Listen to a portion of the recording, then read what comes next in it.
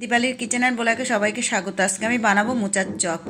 আর মোচার থেকে আমি ফুলগুলো প্রথমে ছাড়িয়ে নেব। আর এর মোচার ফুলগুলো ছাড়ানো হয়ে গেছে। এবার এর ভিতরে যে শক্ত সাদা সাদা যে সরু সরু দড়ির মতো থাকে ওইগুলোকে আমি বেছে নেব। বেছে কুচু কুচু করে কেটে নেব।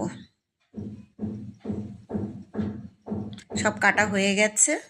আর এবার এর মধ্যে দিয়ে দেবো আলু। আলুটাকে কেটে নেব। আলুটা কাটা হয়ে গেছে। আর এবার এগুলো ভালো করে আমি ধুয়ে নেব। ধোয়া হয়ে গেছে। প্রেশার কুকার বসিয়ে দিয়েছি। প্রেশার কুকারের মধ্যে দিয়ে দিয়েছি জল আর লবণ। আর এবার মোচাগুলো আমি প্রেশার কুকারের মধ্যে দিয়ে দেবো। দিয়ে একটা সিটি মেরে নেব।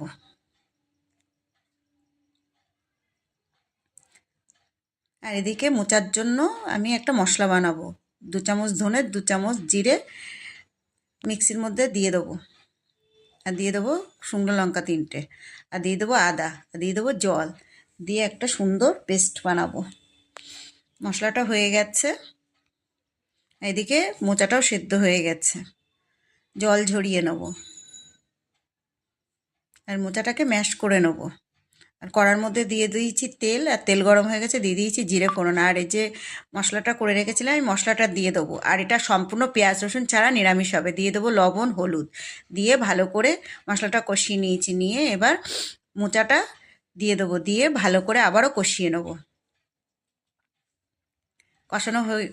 কষানো হয়ে গেছে। এবার এর মধ্যে দিয়ে দেবো চিনি, গরম মশলা আর আমচুর পাউডার। দিয়ে আবারও কষিয়ে নেব। হয়ে গেছে। এবার মোচাটা নামিয়ে নেব।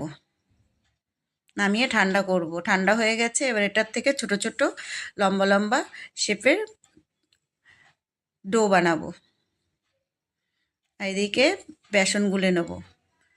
দিয়ে দেবো হলুদ, দিয়ে দেবো লবণ, আর অল্প অল্প করে জল দেবো। দিয়ে সুন্দর একটা বেসনের গোলা বানাবো। বেসনের গোলাটা হয়ে গেছে।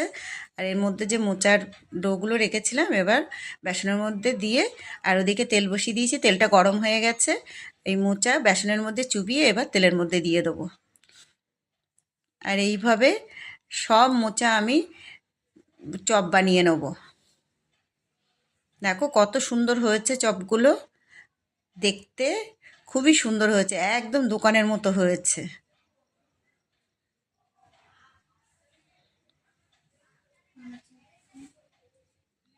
মোচাগুলো সব ভাজা হয়ে গেছে।